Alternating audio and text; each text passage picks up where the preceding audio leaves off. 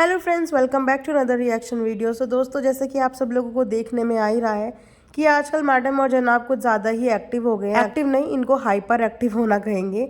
जिस चीज़ की डिमांड पिछले काफ़ी समय से ऑडियंस इनसे करती थी कि भैया आप तो बासी व्लॉग दिखाने छोड़ दो, अब तो कुछ नया और ताज़ा हमें दिखाओ, तो ऑडियंस की बात तो इन्होंने नहीं सुनी। बट हाँ, ऑडियंस की रिक्वेस्ट तो उन्होंने कंप्लीट इग्नोर कर दी। बट अब अपने हिसाब से, अपनी ज़रूरत के हिसाब से इन्होंने डेली व्लॉगिंग शुरू कर दी है। जो इनको पसंद करने वाले हैं उनके लिए तो ये बहुत बड़ी गुड न्यूज़ है कि इनके व्लॉगर ने, यानी कि इनके फेवरेट क्रिएटर ने डेली व्लॉगिंग शुरू कर दी है।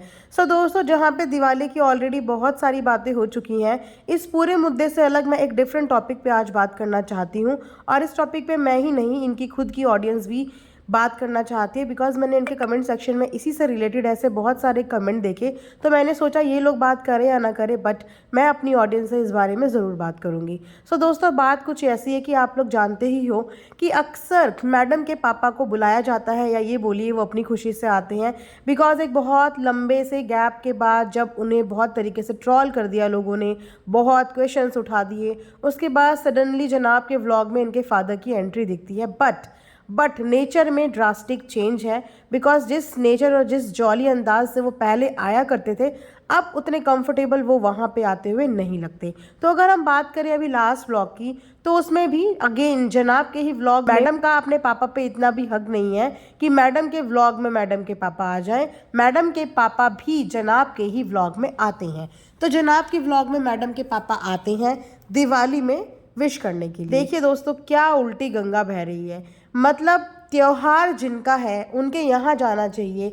ईद में भी मैडम और जनाब के घर ही लोग आएँ इनको बधाइयाँ देने, और दिवाली में भी मैडम और जनाब के घर ही आए लोग इनको बधाई देने।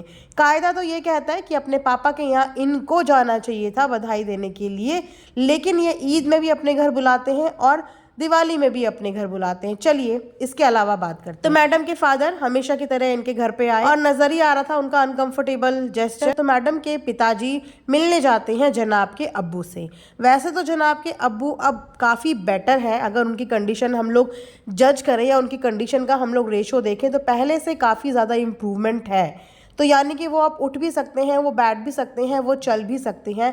और जहाँ तक मुझे पता है कि जो एक स्ट्रोक पेशेंट होता है ना, उसको फिजिकली एक्टिव रहना चाहिए। ये उसकी हेल्थ के लिए बहुत ज़्यादा ज़रूरी होता है और इम्पॉर्टेंट भी होता है। लेकिन जहाँ तक बात करें जनाब के अब्बू की, देखिए मैं यहाँ पे किसी की भी बीमारी को पॉइंट आउट नहीं करूँगी, बट मैं एक बेसिक बात बोल रही हूँ जो मैंने अपने इर्द गिर्द एनालाइज करी है या मैंने अपने इर्द गिर्द से सीखी है, मैं उसी के बारे में बात करूँगी। तो जनाब के पापा को अधिकतर आप सबने भी हमेशा लेटी हुई पोजीशन में ही देखा होगा। भले ही डब्बा मौधा से आती है या मौधा जाती है, उस टाइम भी इनके पापा सिर्फ लेटे होते हैं, या इनके पापा से कोई मिलने आता है उस टाइम भी इनके पापा सिर्फ लेटे होते हैं।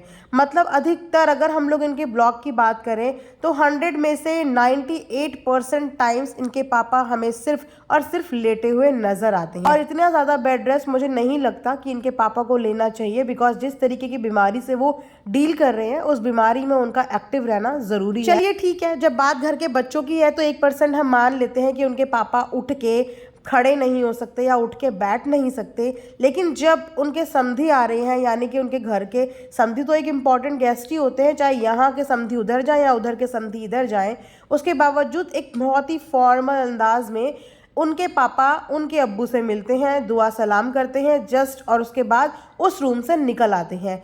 तो वहाँ पे वो 5 मिनट एक साथ गुजारते भी नहीं। हालांकि जो हम उम्र लोग होते हैं उनके बीच में अच्छी बनती भी है और वो उतना ही साथ में उठते बैठते भी हैं, लेकिन 2 मिनट के लिए एक फॉर्मेलिटी के लिए पापा से मिले और मिल के उस रूम से चले गए। लेकिन हाँ, जनाब ने वहाँ भी एक कट के बाद अपना फेवरेट डायलॉग, यानी कि खुश रहिए प्यार बांटिए वाला, अपने ससुर जी से बुलवाया ज़रूर। उसके बाद हमेशा की तरह वो वहाँ पे आते हैं और एक फॉर्मेलिटी निभा के दिवाली की बधाइयाँ दे के चले जाते हैं। ओके, अब क्योंकि इनका अनकंफर्टेबल होने का रीज़न ये भी हो सकता है कि अब पिपिका की मम्मी क्योंकि वहीं पे रहती हैं, लेकिन मम्मी वहाँ पे रहने के बावजूद मम्मी का एक सेपरेट अपना फ्लैट है। तो हो सकता है कि जब भी पिपिका के पापा विजिट करते हो उनकी मम्मी अपने फ्लैट में ही रहती हो। लेकिन यहाँ पे बात मैं कुछ और करने वाली हूँ। मैं यहाँ पे बात ये करने वाली हूँ कि ठीक है, due to any circumstances madam के मदर और फादर सेपरेट हो गए, नहीं बनी या कुछ भी आपसी म्यूचुअल अंडरस्टैंडिंग से दोनों सेपरेट हो गए, लेकिन इनका बीच का कनेक्शन अभी भी है।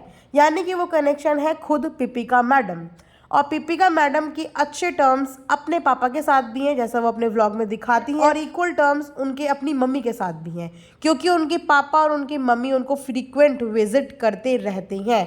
तो अगर पिपिका मैडम चाहे तो अपने पापा और अपनी मम्मी के बीच की मिसअंडरस्टैंडिंग को क्लियर कर सकती है। जैसे बाकी चीज़ों में ये अपने पेरेंट्स को डोमिनेट करते हैं, ज़बरदस्ती उनसे बुलवाते हैं या ज़बरदस्ती उन्हें अपने पास बुला लेते हैं, उस तरीके से ये लोग किसी भी तरीके से क्या अपने मम्मी और पापा के बीच की जो दूरियां हैं या जो मिसअंडरस्टैंडिंग है उन्हें क्लियर नहीं करा सकते।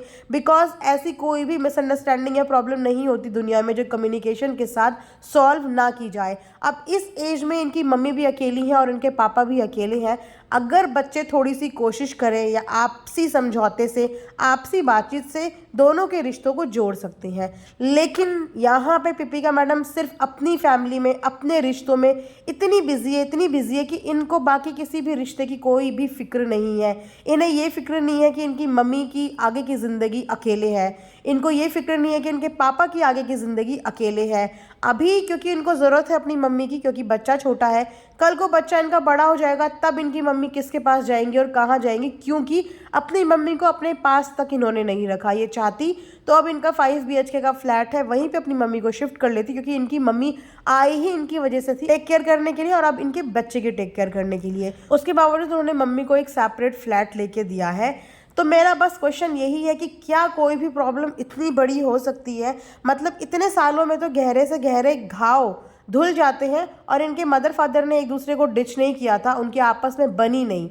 आज भी दोनों अकेले हैं, सेपरेट हैं लेकिन अकेले हैं, एक दूसरे को डिच नहीं किया, दोनों ने अलग अलग शादियां नहीं करी। तो दैट मीन्स की पॉसिबिलिटी अभी भी हो सकती है, अगर पिपिका मैडम चाहे, अगर उनको अपने घर, अपने जनाब और अपनी फैमिली से थोड़ी सी फुर्सत मिले तो वो अपने मम्मी पापा के रिश्तों में सुधार लेके आ सकती है, उनकी आगे की लाइफ इजी कर सकती है। लेकिन मुझे नहीं लगता कि यहाँ पे पिपिका मैडम कोई भी इनिशिएटिव लेगी, क्योंकि उनको ज़रूरत ही नहीं है, उनके तो काम पूरे हो रहे हैं।